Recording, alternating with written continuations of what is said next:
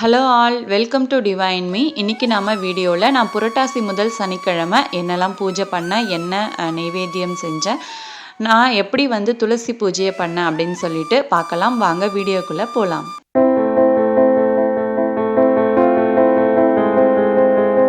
Early morning எழுந்து கோலம் போட்டுட்டு அடுத்த வேலைகளை ஸ்டார்ட் பண்ணலாம் அப்படின்னு சொல்லி பார்த்தா மழை பெஞ்சிக்கிட்டே தான் இருந்தது.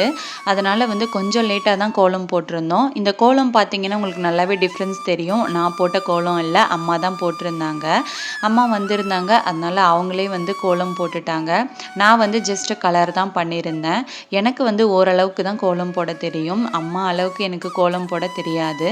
ஸ்டெப்ஸில் இருக்க கோலத்துக்கும் வாசலில் இருக்க கோலத்துக்குமே நல்ல டிஃப்ரென்ஸ் தெரியும். ஏன்னா ஸ்டெப்ஸில் இருக்க கோலம் நான் போட்டது, வாசலில் இருக்க கோலம் அம்மா போட்டது.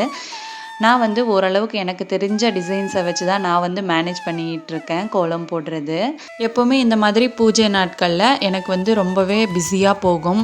எல்லா வேலையும் நானே செய்கிற மாதிரி இருக்கும். இந்த வாட்டி அம்மா இருந்ததுனால எனக்கு பாதி வேலை குறைஞ்ச மாதிரி இருந்துச்சு. நான் ஒரு 25% மட்டும்தான் ஒர்க் பண்ணியிருப்பேன் அப்படின்னே சொல்லலாம். கோலம்லாம் போட்டு கொடுத்துட்டாங்க. அதுக்கப்புறம் பார்த்திங்கன்னா நெய்வேத்தியம் எல்லாமே குக் பண்ணி கொடுத்துட்டாங்க. நான் ஜஸ்ட்டு மஞ்சள் குங்குமம் வைக்கிறது, அதுக்கப்புறம் பூஜை ரூம் அலங்காரம், இது மட்டும் தான் நான் பண்ணியிருந்தேன். நான் இந்த துளசி மாடத்தில் மஞ்சள் குங்குமம் வச்சுட்டு நாமம் மட்டும் போட்டுட்டு அலங்காரம் பண்ணியிருந்தேன். மற்ற கோலம் இது எல்லாமே அம்மா பண்ணி வச்சுட்டாங்க நல்லா நீட்டாகவே. எனக்கு ரொம்ப பிடிச்சிருந்துச்சு. இன்றைக்கி இந்த துளசி மாட டெக்கரேஷன்லாம் ரொம்ப சூப்பராக இருந்தது.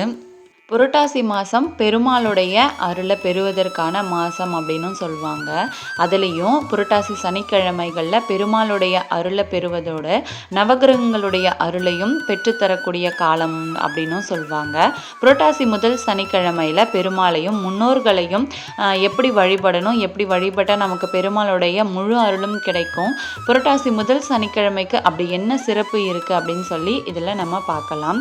புரட்டாசி மாதமே பார்த்திங்கன்னா சிறப்பான மாதம் அப்படின்னாலும் இதில் வரக்கூடிய எல்லா சனிக்கிழமையும் மிகவும் அற்புதமானது அப்படின்னு சொல்லியிருக்காங்க.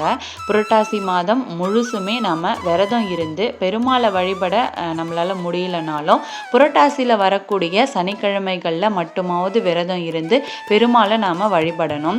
அதில் புரட்டாசி மாதம் முழுவதும் விரதம் இருந்த பலனும் நமக்கு கிடைக்கும். அதோட புரட்டாசி சனிக்கிழமை விரதம் இருந்து பெருமாளை பக்தியோடு வழிபடுறவங்களுக்கு சனியினால் ஏற்படக்கூடிய தோஷங்கள் மட்டும் இல்லாமல் எப்படிப்பட்ட கிரக தோஷங்கள் இருந்தாலும் அது நீங்கிடும் அப்படின்னு சொல்லியிருக்காங்க. ஒவ்வொருத்தரும் ஒவ்வொரு முறைப்படி இந்த வழிபாடு செஞ்சுக்குவாங்க. அதாவது மாவிளக்கு ஏற்றி நிறைய பேர் வழிபாடு செய்வாங்க.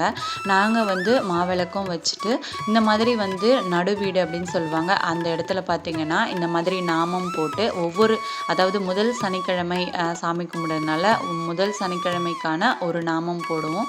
ரெண்டாவது சனிக்கிழமை ரெண்டாவது, அது பக்கத்தில் போட்டுட்டு எத்தனை சனிக்கிழமை வருதோ அத்தனை சனிக்கிழமைக்கும் ஒவ்வொரு நாமம் போட்டுட்டு விரதம் முடிச்சுட்டு புரட்டாசி முடியும் போது அது எல்லாமே அழிச்சிட்டு தண்ணி வச்சு அந்த தண்ணியை தூக்கி கால் படாத இடத்துல, அப்போல்லாம் கிணத்துல ஊற்றிடும். இப்போ கிணறுகள் அதிகமாக இருக்கிறதில்ல, அதனால் கால் படாத இடத்துல அதை ஊற்றிடுவோம். அந்த மாதிரி தான் எங்களோட பழக்கம். ஒவ்வொருத்தருக்கும் ஒவ்வொரு மாதிரி இருக்கும். அதுக்கேற்ற மாதிரி நாம் வழிபாடு செஞ்சுக்கணும்.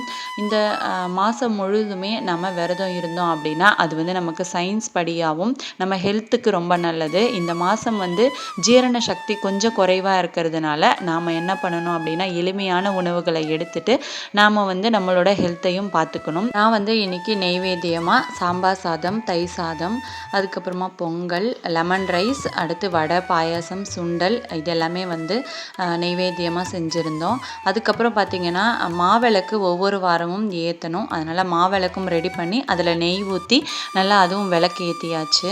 அடுத்து பார்த்திங்கன்னா துளசி தண்ணீர் கட்டாயம் வைக்கணும். துளசி தண்ணீரும் ரெடி பண்ணி அதையும் வச்சாச்சு. இதை தீர்த்தமாக நாம் சாமி கும்பிட்டு முடித்த பிறகு வீட்டில் இருக்க எல்லாருமே குடித்தோம் அப்படின்னா அது உடம்புக்கும் ரொம்ப நல்லது. நான் பூஜையை ரொம்ப நல்லபடியாக கம்ப்ளீட் பண்ணிக்கிட்டேன். நாம் இதெல்லாமே படைச்சிட்டு பெருமாளுக்குடைய மந்திரங்கள் எது வேணாலும் நாம் சொல்லலாம். எதுவுமே தெரியல அப்படின்னா ஓம் நமோ நாராயணாய நமக அப்படின்ற உயர்வான மந்திரத்தை 108 முறை நாம் சொல்லி வழிபாடு செஞ்சுக்கலாம். இந்த வீடியோ கண்டிப்பாக உங்கள் எல்லாருக்குமே பிடிச்சிருக்கோன்னு நினைக்கிறேன். வீடியோ பிடிச்சிருந்தா லைக் பண்ணிவிடுங்க. தேங்க்யூ.